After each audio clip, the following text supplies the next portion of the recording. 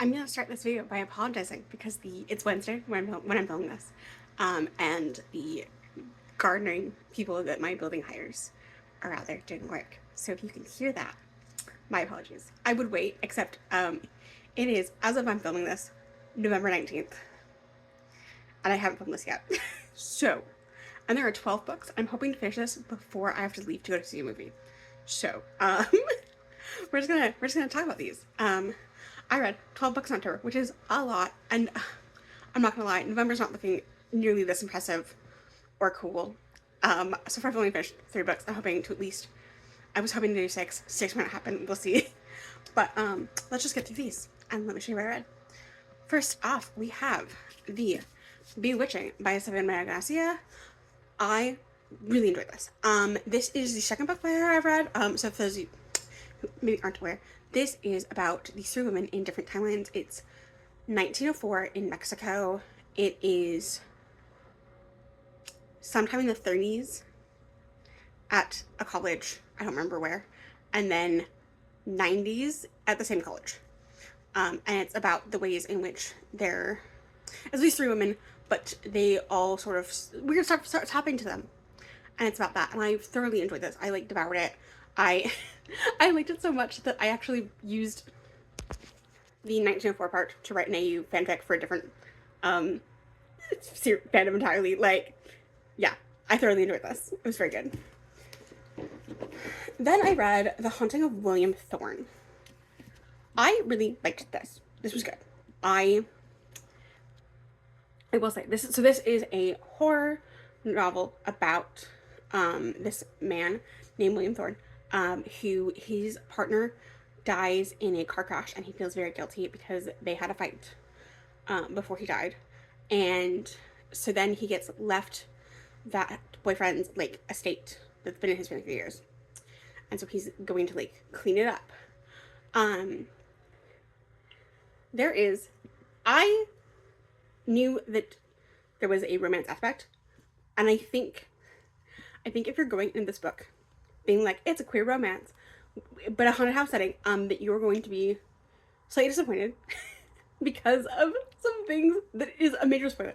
I cannot fully explain to you that there's a thing that happens in this book that you might be disappointed by if you are going in this as a queer love story first and not a horror book first. It's definitely a horror book. I feel like it should have been a little bit shorter. It definitely, I think I gave this, hang on, what did I give this? I give this a 4.5. But it would have been if it hadn't redeemed itself in like the last like 100 pages or so, for me it would have probably ended up being a 4.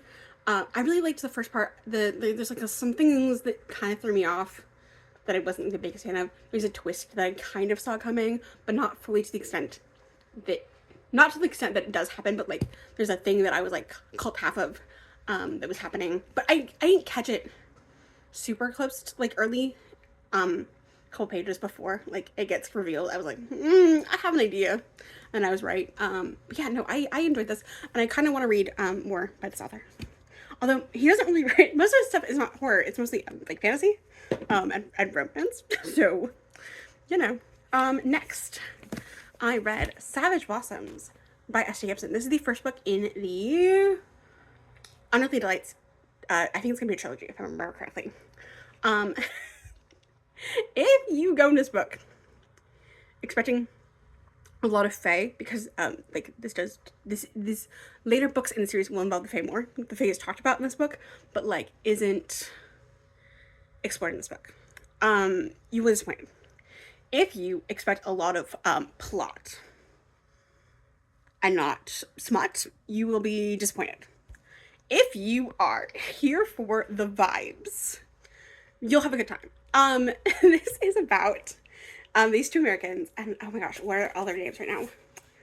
They are Adam and Nikolai, and they end up stuck in this house in Edinburgh with the owner and the groundskeeper, and a bunch of shenanigans happens. Fae is real. The Fae are real. They are haunting the land. And that makes it sound like a lot of things happen, but a lot of the times it's them like talking about how they're all just like wildly attracted to each other and having sex. And I devoured this and I loved it, and I can't wait for book 2 because I feel like if the other 2 books are as delicious as this, I might end up enjoying this more in the summer circle, which I love. Um, but yeah, no. But again, if you are here for anything but the gothic erotic vibes, this book will be a disappointment to you, truly. Then I read The Hunger Stone by Kat Dunn. Hunger Stone by Kat Dunn. I really enjoyed this. It's funny, this is the second Carmilla, like, reimagining or retelling that I've read. And I've still never read Carmilla. So I need to at some point, I think next year I'm gonna, like, fix that. But yeah, I really enjoyed this. It's definitely more, like, literary horror than horror, but I really dug it. Then I read The Maiden and Her Monster. I did not realize the level of political intrigue that was going to be in this book. And I really enjoyed it. This is, I think, a really solid debut. And I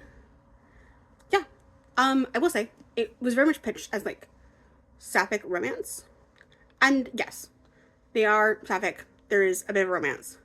But it's definitely not, like, the main plot of this book. And so I think if you're going into this book expecting that, you might be a little disappointed. But I was thoroughly engaged and intrigued. And I will probably read more of this author at some point. Then I read Holly by Adeline Grace. This is the 4th and final book in the Belladonna series. This is technically a novella that takes place after the core trilogy. I love these characters, so getting more of them was nice. However, I was not nearly as invested in the mystery in this book as I was in other books. I ended up getting this a 4. Again, I really enjoyed it. I had a fun time, but I just think that compared to the other books, it's definitely weaker. And that's all I will say about that because it is book 4.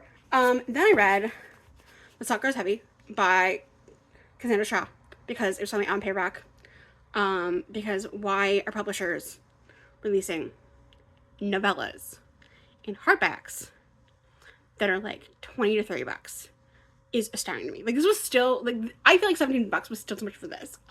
Truly, not because I didn't love it, I did, but because, like, this book is only like 100, it's like 107 pages. And then there's like a prequel, there's like a insert, there's a like a chapter from her other book. So why did I pay $17 for this? I don't.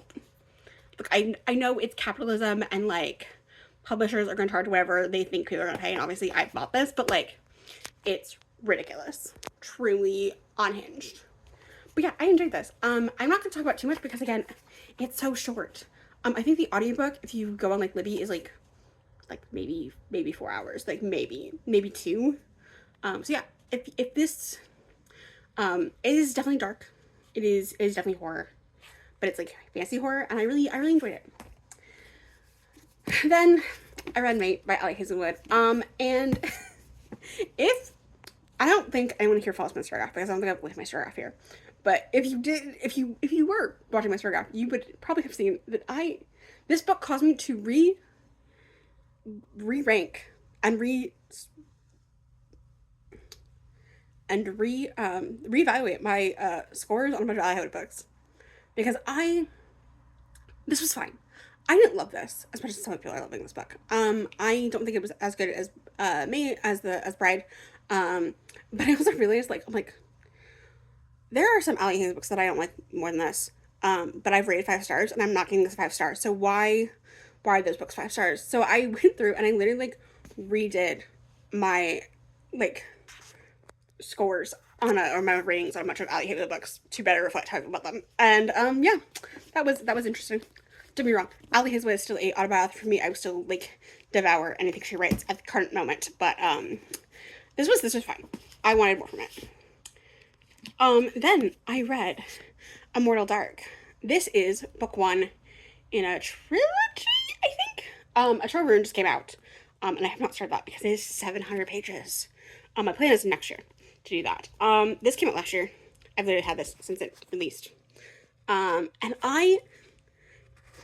I was worried that I wasn't gonna like this. And yet I absolutely devoured it.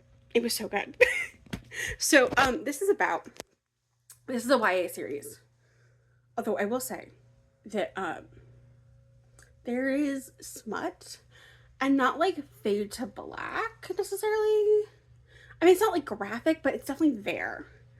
And then there's like, and obviously like, the Hunger Games is also YA, but I don't know. There's something about the torture scene that happens in this book that made me go, I'm sorry, this is YA. But anyway, it is about so there's like these humans that have agreed that their bloodline will be tied to vampires. And it's about one of those girls, and her family's dead except for her sister, and her sister goes missing, and she's convinced that it was the vampire that's tied to their house. So then she goes to the school to like look for answers, and it is the most like enemies to lovers that I've read in a really long time, because they both hate each other's guts. Because the vampire, if nobody claims, if no humans claim the house, then he gets the house, which means he has access to certain more powers than he would, because then he's like sort of kind of a free vampire. And she is convinced that that he has something to do with his sister, and is just trying to get everyone else to believe it because nobody is believing her, and it's wild. The lore, the ways that which like sort of vampire society and human society have sort of commingled. This was really interesting, and I'm very excited to see where this goes. Not gonna lie. Then I read Things on the Doorstep, another story by H.P. Lovecraft. I'm not gonna lie. I had no intention of ever reading H.P. Lovecraft, except for the fact that this collection was part of this Horrors Classics collection that I've been collecting. So I did buy it, and I did read it. Actually, this was a gift from my brother. I need to buy this one. Actually, I think I've not bought any of them. I think all the other gifts were like got for free through like witchcraft. Not actually witchcraft, but like I pulled some strings and politely emailed Penguin because they were discontinuing their readers program. Because it used to be, if you bought a book from Penguin, you submitted the receipt, you got points, and then for every like 12 books I think it was, you then got a free book. They were just discontinuing the program, and I was like 2 books away from a free book. So I literally emailed them. I was like, hey, is there any way that I could like still use my points? And they're like, yeah, here's a code for a free book. So I got, I think, The Raven for free for this collection. These are hardbacks. These are like $30 each. So that was kind of cool. This was fine. I'm realizing that like for the most part, short story collections are not my jam. I'm gonna give this a 3. Okay, so this next book I picked up on a whim because it was in the horror section at my bookstore, like on the display. And that is Stainless by Todd Grimson. This was wild. It's more of a character study than an actual plot. The plot does happen, but like it's very slow. It is a very slow moving plot. Our protagonist is, oh gosh, what's his name? Keith. And he is basically Lone Renfield for this vampire named Justine. And it's like about sort of their shenanigans. And by shenanigans, I just mean like just existing in Los Angeles in I think the 90s. This book came out in 96. But yeah, it was very interesting. It wasn't, I don't know where. Yes. So this is a review on the back of the book from The Guardian. The greatest horror writer you've never read in Stainless, Todd Grimson sets out to write the ultimate final vampire novel and succeeds. And I don't agree with that.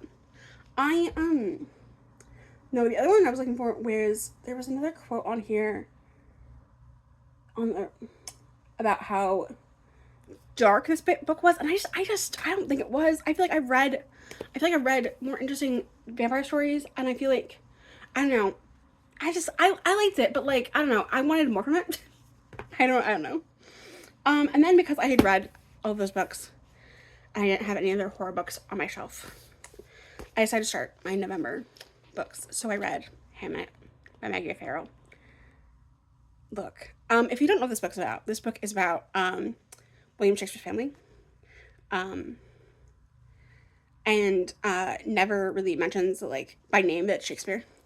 And this was beautiful.